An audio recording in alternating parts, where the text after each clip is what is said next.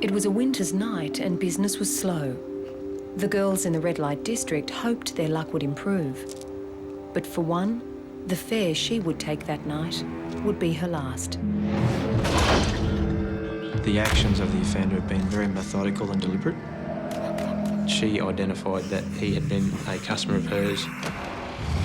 The person who did this was experienced in rope work and bondage. From that, we were advised that there was no match, so we had an unknown DNA sample.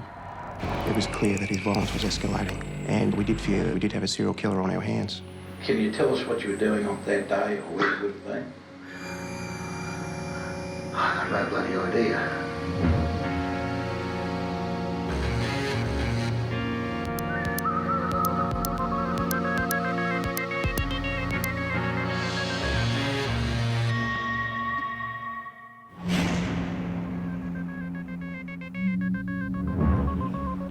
Stranger killings are one of the rarest and most difficult crimes to solve. So when a stranger kills twice, the pressure to find him before he strikes again is enormous. That was the challenge facing detectives and forensic officers of Task Force Midas.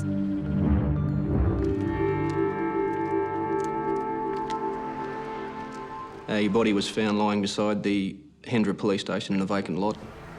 It was discovered by a truck driver doing a U-turn. The body was that of a female. She was laying in the fetal position. She was dressed in a black top and a pair of ankle boots only. It could be seen that rigor mortis had set into the body, which indicated to us that she had perhaps been in that location and deceased for some 4 to 6 hours.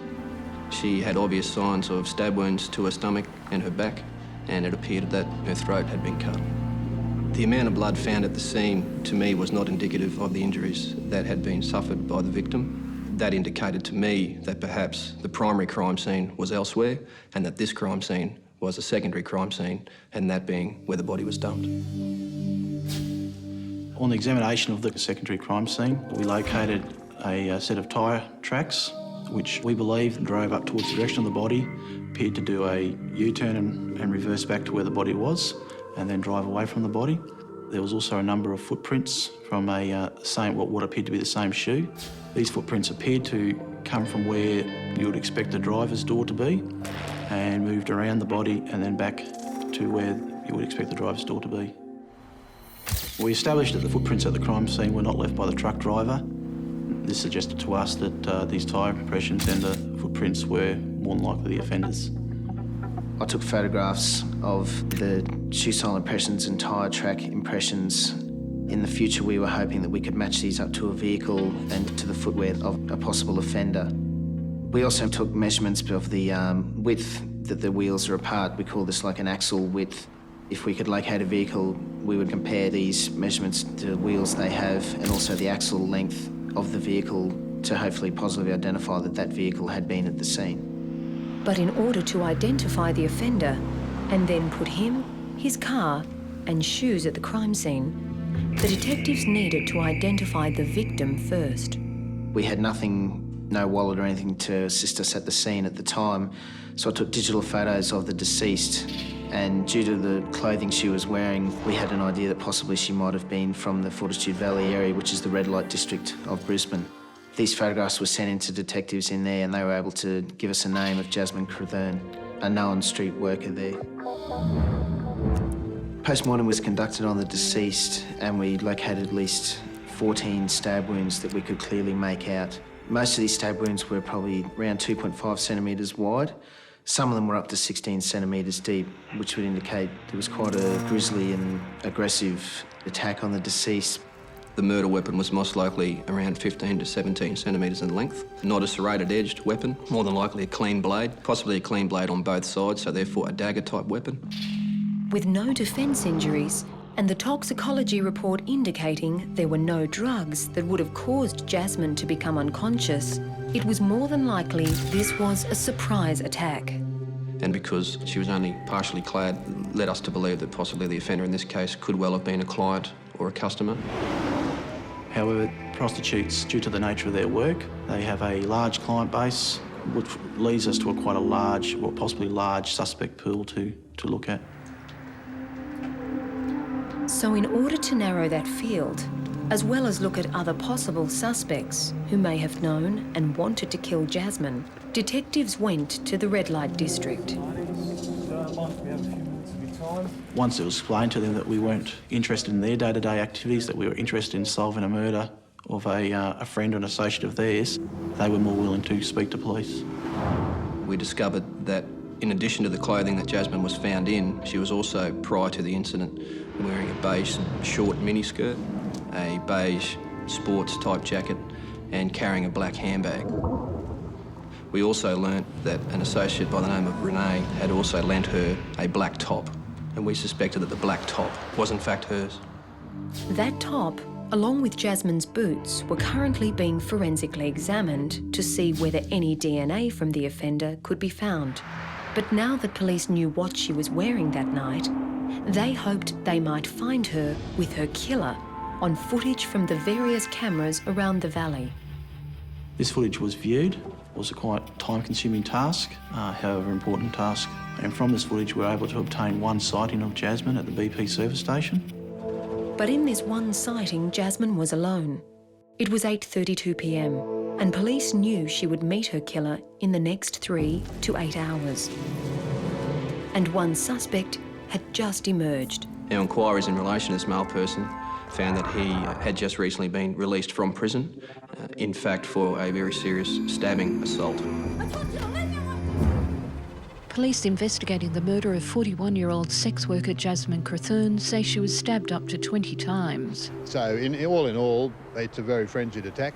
Her semi-clad body was found by a truck driver in a vacant lot on Thursday. Detectives investigating the case believe she was murdered elsewhere.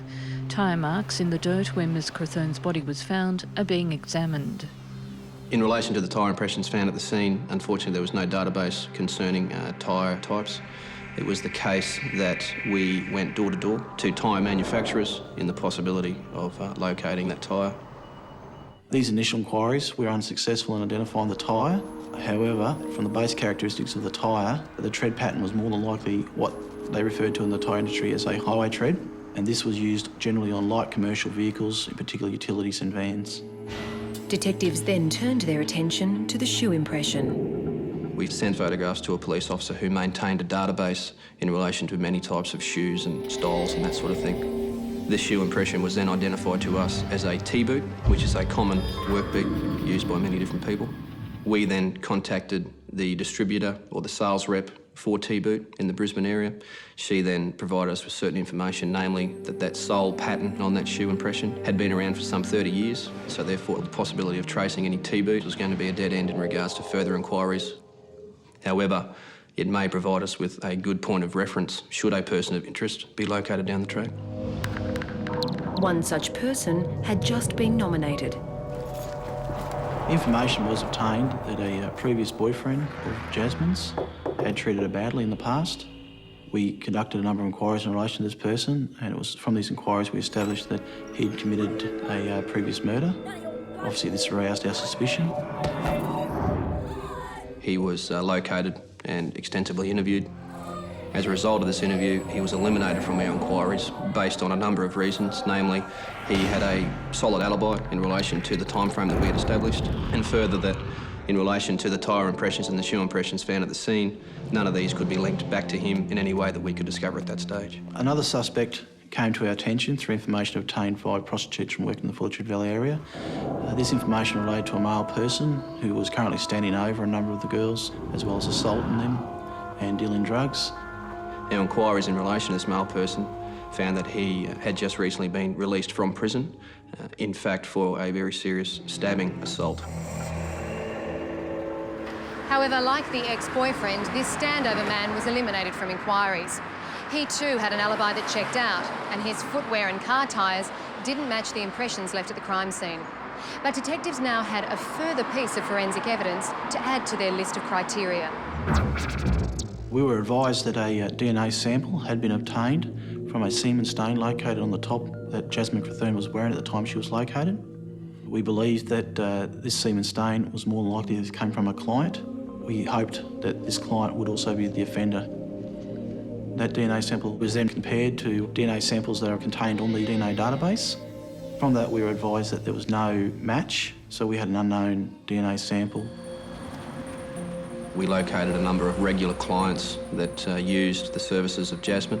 DNA was also taken from all of these regular clients voluntarily, and all of these regular clients were eventually eliminated as persons of interest.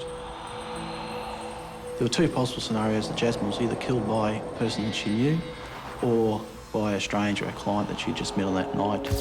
At this time of the investigation, we were fairly confident that we had spoken to most of Jasmine's male associates and had eliminated them as being possible suspects. So it led us to believe that we were more than likely looking at a stranger, someone that wasn't known to Jasmine, a client that she had met that night. Police investigators converged on Deepwater Bend Reserve, where the woman's body was found by council workers at 7:30 this morning. Now, 6 months later, it appeared another sex worker may have met that same client.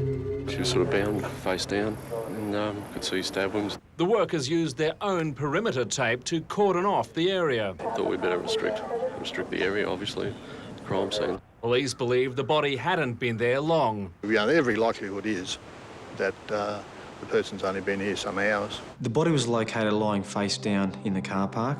The body was completely naked except for a sandal that was on her left foot. There were a number of stab wounds to her back, her chest and her side. A digital image was obtained of the deceased's fingerprint, and she was identified as a 42-year-old Brisbane prostitute by the name of Julie McLea. She had a number of ropes that were tied around her legs, her waist, her hands, and she was also wearing what appeared to be a blindfold and a gag. Julie McLea had been stabbed 24 times, and like Jasmine Kern, a number of those wounds were 16 centimetres deep. But this time, the actions of the killer weren't as frenzied. The ropes hadn't been damaged in any way, which showed to me that the actions of the offender had been very methodical and deliberate. However, those undamaged ropes were providing a possible lead. Knowing the way that the ropes had been tied and the work that Julie did indicated to us that bondage may have been used and that the person using these ropes was experienced in bondage. Now, we were of the opinion that these were the property of the murderer. It wouldn't be items typically carried around by a prostitute waiting for a potential bondage client. And we believe that a scientific examination of those might lead us to the owner of those items and potentially the killer. We learnt from our inquiries that the rope that was used to tie up Julie was a multi-plait braid cotton type rope, which is a fairly common type of rope. And on the end of the piece of rope which was used to tie her wrists, there was what are referred to as rope end clips, which are placed on the end of the rope to prevent fraying. While the rope was common, the good news for detectives was that this rope could not be bought with these rope clips attached. They had been crimped with a tool. We then had the future potential to find the tool which had been used to crimp those based on the impressions that the tool left.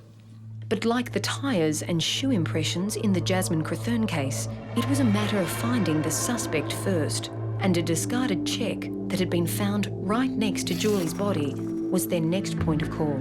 There's a motive here for this guy. I mean, here he is using the services of this woman, and now she's robbed him of his money.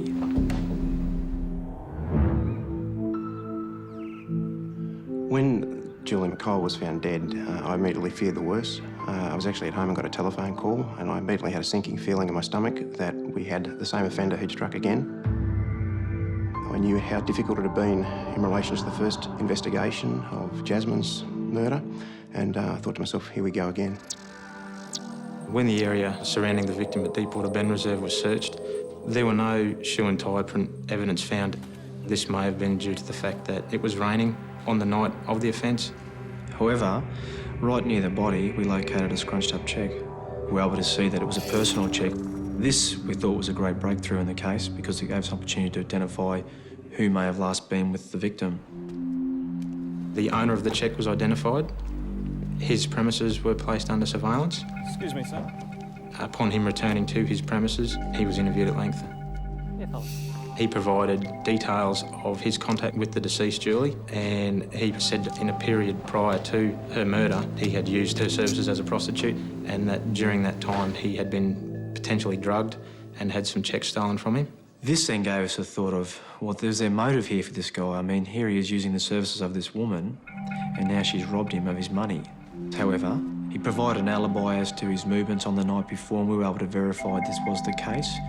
Now, we were also able to find out that the version he provided with regard to the theft of his cheques was in fact true.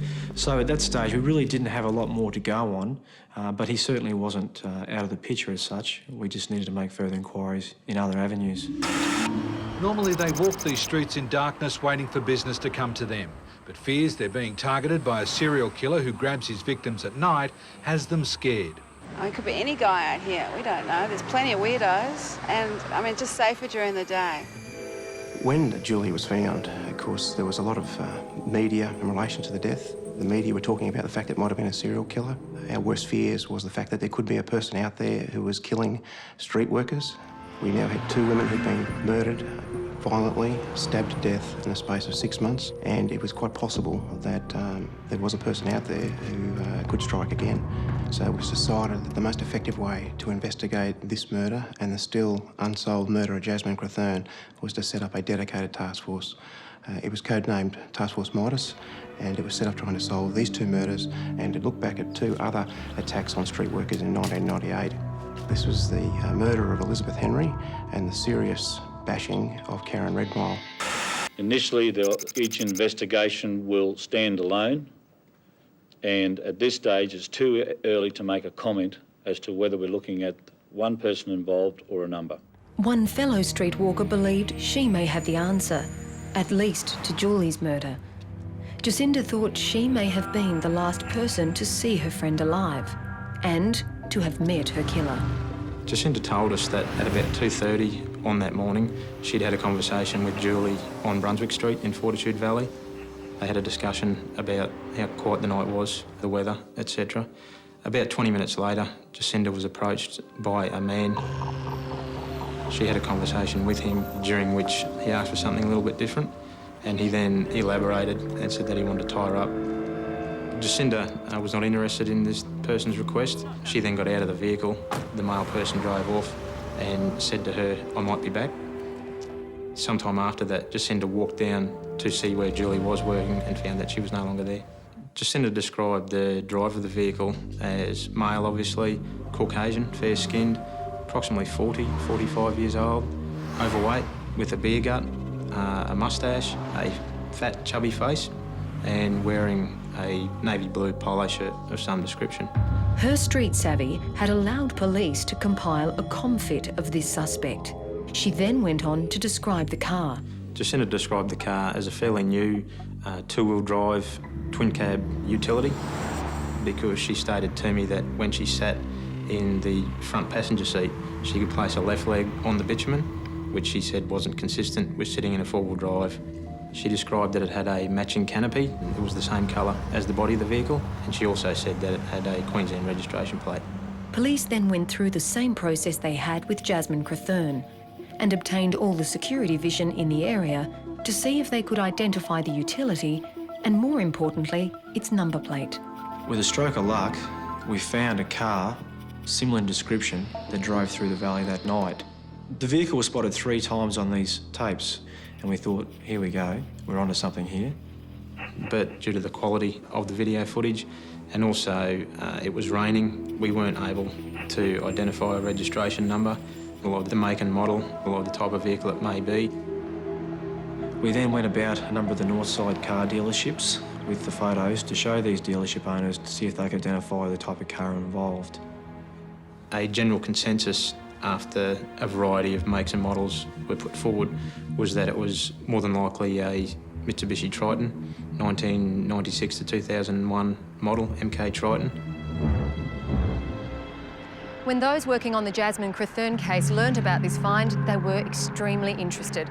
And while they had yet to identify the tyre that had left the impression at the crime scene, they did know that it was likely made from one that was on a ute.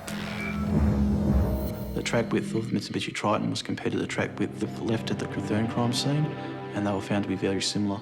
This was a further indication to us that it was extremely possible that the 2 murders were in fact linked. It was more than likely that we were looking at one offender for both murders. Police believed that Julie McLea's killer was driving this Mitsubishi ute. The vehicle was caught on camera only 90 minutes after Julie was seen walking the streets. They also believed the driver was responsible for the murder of Jasmine Kern 6 months earlier. Detectives on that case had discovered that the width between the tyres of this model Mitsubishi ute was the same as that found at Jasmine's crime scene. It was encouraging news, but they still needed to find the tyres that made the impression. As we'd already made inquiries with the major manufacturers, we decided to look at other avenues. These avenues led us to retreaders. They indicated to us that it wasn't a retread tyre at all, and that perhaps it was a cheap imported tyre. We attended at one particular importer. We asked the manager if we could possibly walk through the warehouse just to examine some tyres there, because at this stage we knew the tread pattern of our tyre inside out and back to front. Whilst walking through the warehouse, we discovered the tyre, and it was a Chinese imported tyre. It had only been imported into Australia since the year 2000, that only a couple of thousand had actually been imported and sold, and that this manager was the only person who imported that tyre into Australia. After several months of being quite frustrated with our investigation, we finally obtained a piece of evidence which we may be able to use to identify our offender. So as detectives Paskin and Ryan began to go through the 2,000 or so possible buyers of the tyre, back at the McColl investigation, a list of several hundred registered Mitsubishi Tritons had been identified. The only problem was there was no way of telling whether the ute was a two-wheel drive with a dual cab, as seen in the security vision. So we were looking for ways that we could narrow that field. The security footage also indicated to us that the vehicle had a number of non-manufactured features to it, and that included very distinctive pinstriping down the side, and there was a CB aerial that was discernible. There were also fog lights on the vehicle and a small nudge bar, and a plexiglass canopy on the back that was in the same colour as the vehicle. And we used these features to develop a criterion to recognise the vehicle. Our primary focus was on vehicles to the north of Brisbane, and that was essentially because the two dump sites for the two bodies were adjacent to the Gateway Arterial Road that heads north from the Brisbane River right through to the Sunshine Coast. So as they headed back one day from checking out vehicles on the north side, they noticed a utility driving towards them on the opposite side, heading back to that crucial area. It had all the extra features police had been looking for. At that point, we attempted to pursue the vehicle, but by the time we could get to an exit and get to the opposite side of the road, the vehicle had gone. Meanwhile, Mitsubishi Australia were able to provide police with information to distinguish which Tritons were two-wheel drive dual-cab utilities. The list of suspect vehicles was now dramatically reduced to 160 in Queensland and to 26 in the focal area north of Brisbane. And amongst those was one vehicle. I conducted checks in relation to that vehicle and discovered that a fellow by the name of Francis Michael Fahey had been ticketed in that vehicle. I conducted checks in relation to Mr Fahey and established that sometime previous he had been convicted of a work cover fraud offence, and a prison photo existed of him. I managed to obtain a copy of that photo, and I compared it to a comfit likeness that had been prepared by an eyewitness and saw that there were similarities.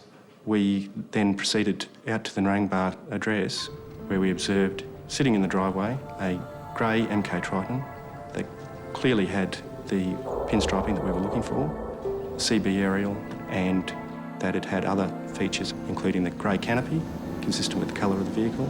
Because the vehicle was facing towards the garage, we were unable to see whether it had fog lights or the nudge bar on the front, but we were satisfied that that was the vehicle that was depicted in that CitySat footage. We proceeded back to headquarters and put mechanisms in place to have the vehicle put under surveillance. During surveillance of Fahey, we were able to determine that he did frequent the Deepwater Bend Reserve at Bald Hills, where Julie McLea was located. And on one such occasion, our surveillance team was able to see that in his vehicle was a pair of T-boots.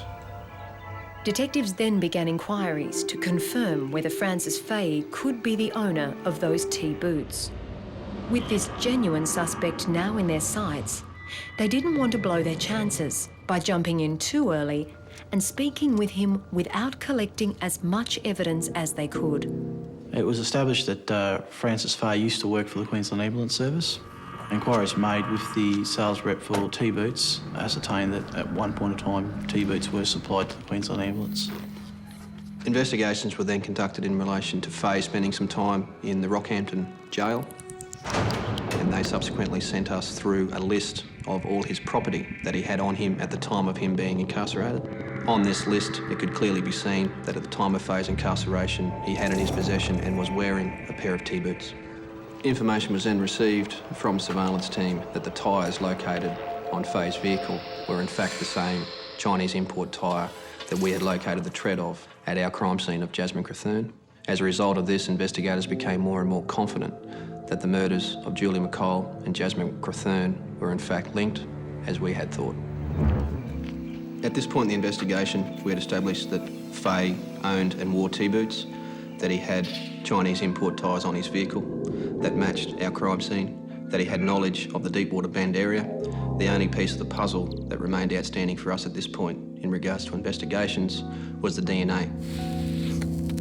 At this point, we placed Fay under surveillance, and as a result, a discarded cigarette butt from Fay was seized by police and subsequently analysed. As a result of this being analysed, it was found that the DNA was a perfect match to that located on the shirt of Jasmine Kern. Detectives then returned to speak to the prostitute who they believed had loaned Jasmine the T-shirt. They needed to check if she had worn that T-shirt while working, and whether Francis Fay was a client of hers, which could possibly explain why his semen was on it. But Renee had realised that the T-shirt was not hers, and while the story she was about to tell police never made it beyond a committal hearing, it was important evidence at the time. Talking to Renee in relation to the shirt, that we stumbled upon the fact that Renee had had a near-death experience herself in relation to a client. Renee was shown a photo board, which also included a picture of Fay, and she identified that he had been a customer of hers in early 2002. That was 6 months before Jasmine was murdered. Renee told us that she had been picked up by Fay whilst working as a prostitute in Brunswick Street, Fortitude Valley, and that he had driven her to a location on the north side of Brisbane.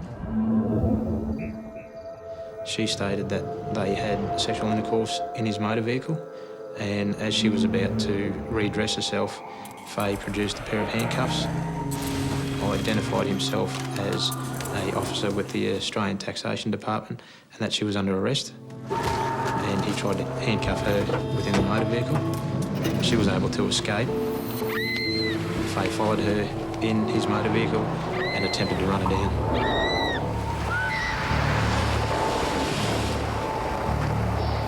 When investigators learned about the incident with Renee, it became clear that Francis Fay's violence was increasing every 6 months. Initially with Renee, where he tried to run her over. After that, there was the murder of Jasmine, where she was stabbed 14 times. After that, there was the murder of Julie, where she was stabbed up to 22 times. It was clear that his violence was escalating. It was now 3 months since Julie's murder, and police felt they had sufficient evidence to ensure no other prostitute would meet the same fate. A warrant was obtained for Fay's arrest, and his house searched for further evidence. Up to 50 officers moved in at 5:30 this morning, executing search warrants. The precise raids were orchestrated by Task Force Midas. It's the special team investigating the murders of Fortitude Valley streetwalkers Julie McLea, Elizabeth Henry and Jasmine Kern, and the attempted murder of Karen Ann Redmile. We are interviewing the occupants of the house. Those people are assisting police with their inquiries and continue to do so at this time. Mate, we're part of Task Force Midas, and that task force is investigating the deaths of a number of prostitutes from the Fortitude Valley area over a period of time from 1998 onwards. Do you understand that? Yeah. All right. Once we had arrived back at police headquarters, we participated in a record of interview with Fay about the murders of the prostitutes. He was quite calm and calculating during the interview. Mate, on the way in the car, you told me that you are a regular visitor to the Valley area. I have been, yeah. All right. With regards to the Valley, he indicated that he had been to the Valley late at night, as he was concerned for a family member who had been frequent in the valley. And as far as I was aware, was originally she wasn't getting any money from Social Security, so she had to be getting the money from somewhere. My first thoughts are that because she was going down the valley, that she was what they call a working girl. Did you get any response from the working girls? No. I think you told me some were a bit pissed off when they found out you weren't a customer. Yeah. And you told me in the car that you've never been a customer of the prostitutes down there in the valley? No. And you don't know Jasmine Kern or Julie McLea, who were two prostitutes who were working down there? No. And as I recall, you said that on occasion, or at least one occasion or two occasions, the girls actually sat in the vehicle and talked with you? Is that right? There was a couple of rainy nights there, yeah. I mean, I'm not an arsehole, if you know what I mean. I mean, if somebody comes up and, and wants to chat, that's fine. I mean, they can sit in the car because I'm there to find out what's happening with my stepdaughter.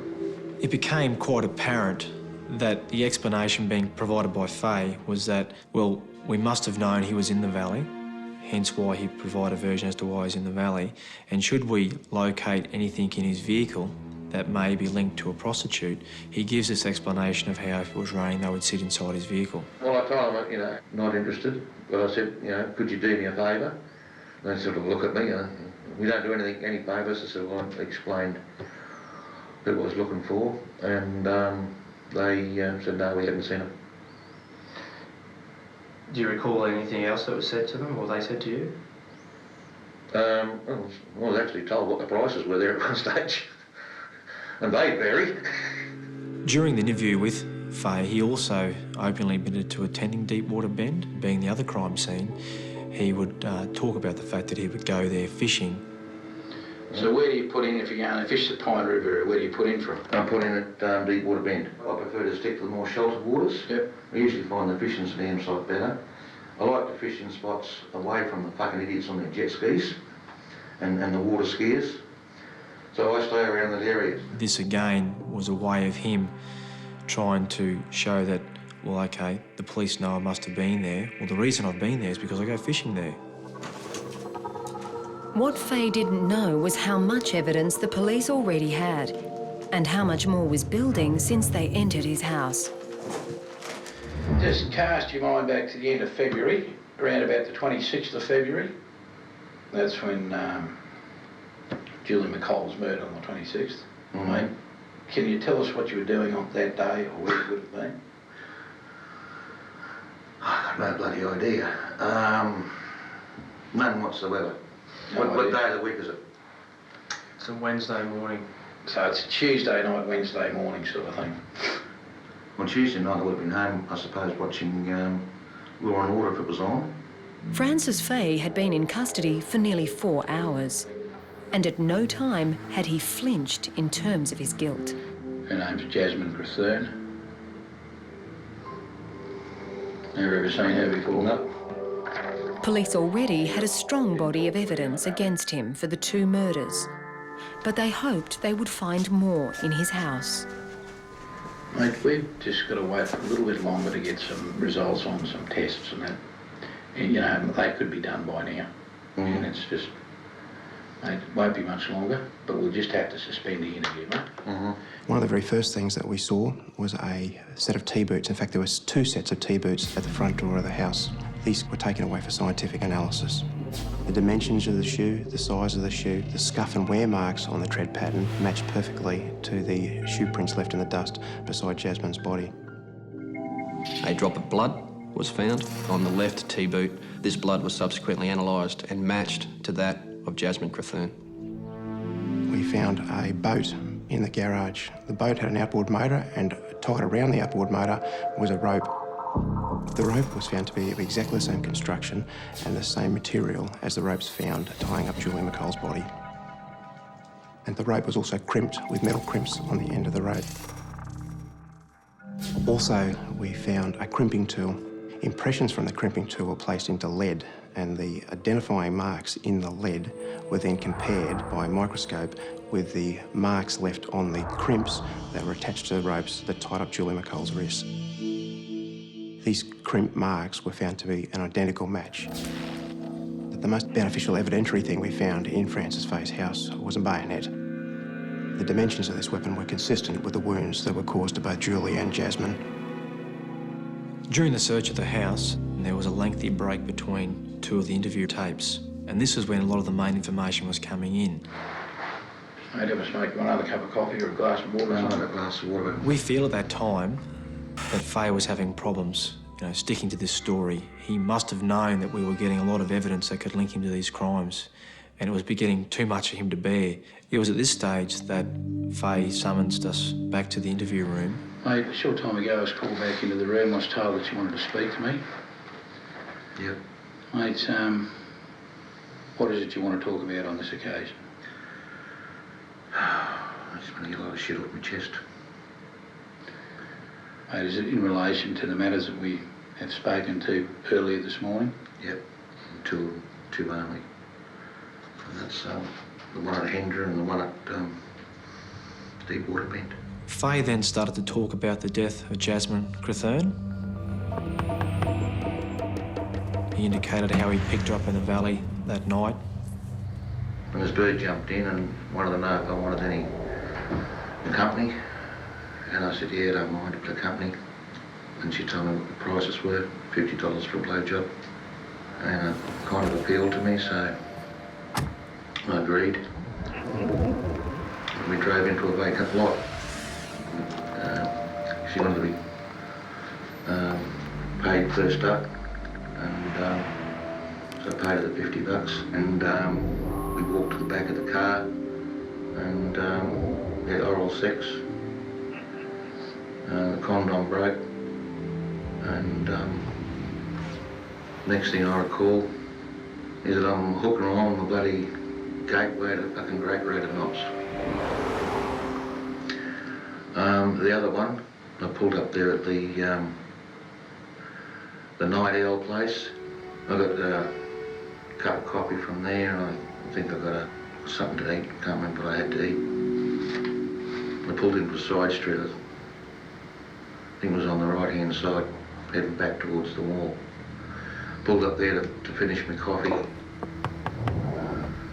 Got a tap on the window, and this bird was offering different services and whatever. She offered to give me a blowjob for $25, I think it was. And she sat in the car with me while I was finishing my coffee, and she started, talking about what turned me on, that sort of stuff, and that led to the bondage thing. And then she suggested that we go back to her place. I said no, I wouldn't be in that. I wouldn't feel safe. And the only place I could think of was Deepwater Bend, and I told her about it, and she agreed to go. With this sort of weather, she said, I'm not going to get much business tonight.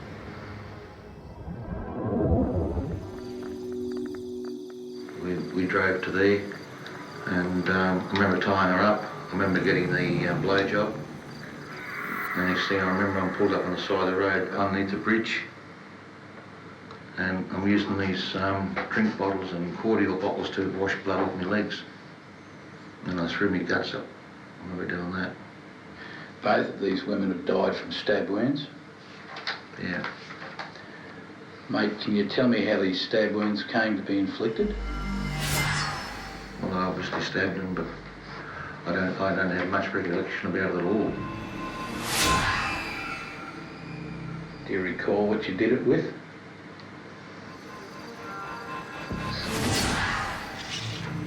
I think it was the Bionet blade in the car. I used to use that years ago for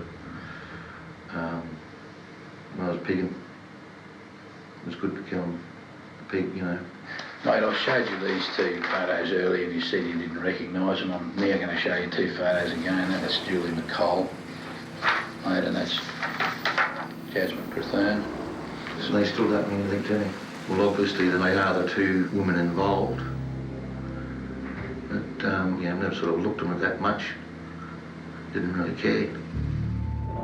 During the investigation and interview, police were able to discount Faye being involved in the murder of Elizabeth Henry and what has now become, since her death, the murder of Karen Redmill. These murders remain unsolved.